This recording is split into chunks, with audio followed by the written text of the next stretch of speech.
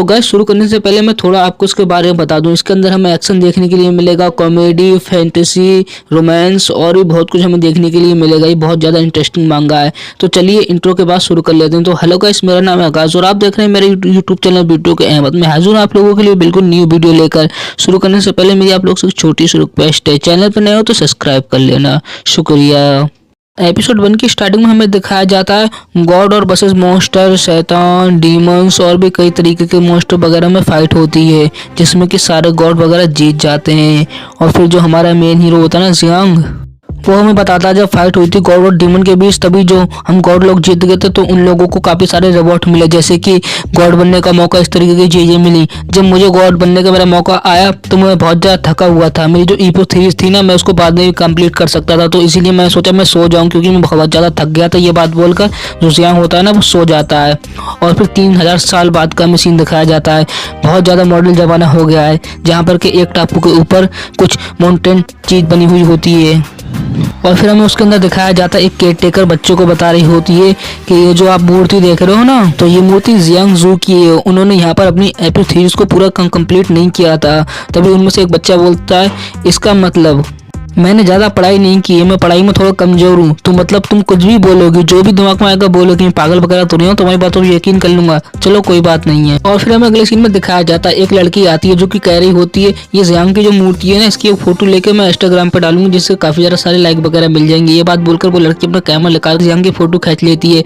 Photo खींचने के time जब फ्लैश लाइट जलती है तो जियांग की आंखें खुल जाती है। वो बोलता है, ये किस तरीके का जादू टोना कर रही हो तुम मेरे ऊपर, और अचानक से चिल्लाने लग जाता है। मतलब जो 3000 साल से जियांग सोया हुआ था वो उड़ जाता है और वो लड़की बिल्कुल घबरा जाती है। फिर जियांग उन लोगों की ओर देखते हुए कह रहा होता है, ये किस तरीके के कपड़े पहने इन लोगों ने, आखिर ये है क्या और ये यहाँ पे लिखा क्या है। क्योंकि जियांग 3000 साल से सो रहा था ना, इस वजह से उसकी कुछ समझ में नहीं आ रहा होता आखिरकार यहाँ पर चल क्या रहा है। और फिर वो इतना बोल के यहाँ से चला जाता है हवा में उड़ के। और जो नीचे लड़की होती है वो उसको देखती रह जाती है। वो कहती है वो हवा में उड़ के चला गया। और फिर हमें जियांग को दिखाया जाता है जो कि हवा में उड़ के सिटी की ओर जा रहा होता है। जियांग कह रहा होता है, ये किस तरीके की दीवार है, क्या ये किसी शहर वगैरह की दीवार है, क्योंकि जियांग को समझ में नहीं आ रहा होता। वो जमीन पर उतर के बोलता है, ये किस तरीके की दुनिया है, मुझे अभी इसके बारे में और भी जानना होगा। ये बात जियांग बोलता है। उसके बाद वहां पर कुछ लड़कियां खड़ी होती हैं जो जियांग की ओर देख रही होती हैं। वो कह रही होती हैं, ये लड़का कितना ज्यादा अच्छा लग रहा है, वो भी पुराने कपड़े पहना है ना पुराने जमाने में, फिर भी ये बहुत ज्यादा प्यारा लग रहा है। जियांग उन लड़कियों की बात सुनकर बिल्कुल अजीब सा मुंह बनाकर बोलता है, क्या कहा, अभी कुछ लोगों ने मुझे प्यारा कहा, कहीं ये किसी तरीके की गाली तो नहीं है। ये जो मुझे प्यारा बोल रहे हैं, मुझे तो ये लगता है ये मुझे गाली दे रहे हैं, लेकिन जो लोग मुझे गाली देते हैं ना, उनके ऊपर मुझे बहुत ज्यादा गुस्सा आता है। जियांग ये सारी बातें कह रहा होता है क्योंकि जियांग को कुछ पल्ले नहीं पड़ रहा होता आखिर इस दुनिया में चल क्या रहा है। और फिर अगले सीन में जियांग अपनी मैजिक का यूज करते हुए बोलता है, वैसे इन लोगों ने क्या कहा वो तो मेरी समझ में नहीं आया, और भी काफी सारी चीजें जो कि समझ में नहीं आ रही है मेरी, तो मुझे बहुत ज्यादा दिक्कत हो रही है यहाँ पर खड़ा होने में या फिर रहने में, तो मुझे कुछ समझने के लिए कुछ तो करना होगा। और फिर जियांग अपने मैजिक का यूज करके और ये जो सब इस दुनिया में हुआ होता है ना, वो सारी बातें सीख रहा होता है। एक तरीके से आप ऐसा समझ सकते हो कि उसको पता चल जाए आखिर अभी चल क्या रहा है इस टाइम पे। और फिर अगले सीन में जियांग अपने कपड़े निकाल रहा होता है। वो कहता है, मुझे सब समझ में आ गया यहाँ पर चल क्या रहा है, मैं बहुत ही ज्यादा खूबसूरत और हैंडसम, मैंने सब कुछ पता कर लिया यहाँ पर चल क्या रहा है। जियांग अपनी बहुत ज्यादा तारीफ करता है और अपने कपड़े निकाल देता है अचानक से और बिल्कुल ऐसे ही खड़ा हो जाता है बिना कपड़ों के। और फिर बोलता है, हंसते हुए बोलता है, अब मैं सब समझ में आ गया। और अगले सीन में एटीट्यूड के साथ कपड़े पहनते हुए बोलता है, मैं उन लोगों के लिए जो कि मॉन्स्टर, शैतान, भूत, डीमंस वगैरह जो कि ईपो 3 नहीं कंप्लीट कर पाया था, तो मैं अब करूंगा वो ईपो 3 कंप्लीट उन लोगों के लिए जो कि जिन लोगों ने ईपो 3 कंप्लीट कर ली है।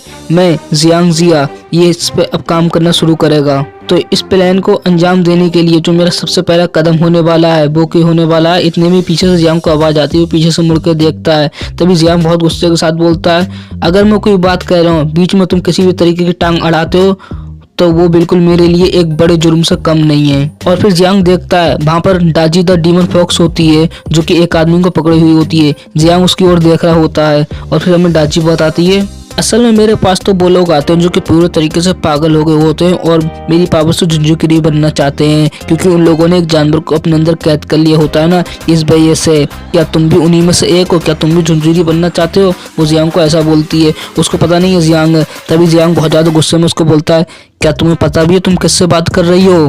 और फिर जियांग एटीट्यूड के साथ दाची को बताता है, ओ अच्छा ये तुम हो है ना, तुम बेवकूफ लोमड़ी, तुम्हें पता नहीं है पिछली बार मैंने तुम्हारा क्या हाल किया था, तुम्हें मैंने जान से ही मार डाला था, लेकिन तुम फिर से, वाह क्या बात है। और फिर दाजी जब जियांग को देखती है, जियांग वो बिल्कुल घबरा जाती है, बहुत ज्यादा कैरी होती है, नाकों से मुझे बहुत ज्यादा डर लगता है। और फिर दाजी अपनी पावर का यूज करते हुए जियांग को कैरी होती है। जैसा कि अभी के टाइम पे तुम्हें मालूम ही हो गया, अंडरवर्ल्ड के कार्यालय में कोई भी नहीं है। ये 3 साल मैंने लोगों का गुस्सा, अहंकार, नफरत, घमंड, ये सारी चीजें खा करके गुजारे हैं। और वैसे ये जो बचकाने पागल लोग मेरे पास आए हुए हैं, जो कि टीवी देख के पागल हो गए थे और मेरे पास आके झुंझुरकी बनना चाहते हैं मेरी आधी पावर लेके, तो तुम्हें क्या लगता है पिछली बार की तरह तुम मुझे इस बार मार दोगे?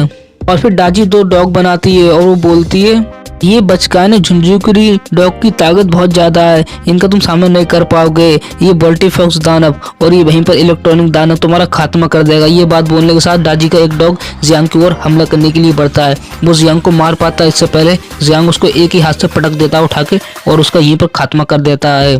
और यहीं पर दूसरा डॉग काफी गुस्से में जियांग को देख रहा होता है। जियांग की ओर वो बढ़ता है अपनी लेजर बीम का यूज करके, लेकिन जियांग उसकी लेजर बीम से बच जाता है साइड में और वो लेजर बीम जाकर के एक बिल्डिंग में टकरा जाती है, जिससे कि बहुत बड़ा ब्लास्ट होता है। कुछ लोग कह रहे होते हैं ये तो धमाका हो गया, इस बिल्डिंग में ब्लास्ट कैसे करके हो गया। और फिर हमें जियांग को दिखाया जाता है जो कि दाजी से कह रहा होता है, तुम अपनी बानी से बात नहीं आओगे है ना, तुम मासूम लोगों की जान के साथ क्यों खेल रही हो, तुम्हारी समझ में नहीं आ रहा है, कोई तुम्हें हो जो कि चाबुक से मारे। ये बात बोलकर जियांग दाजी की ओर बढ़ता है काफी स्पीड के साथ अपनी पावर का यूज करके।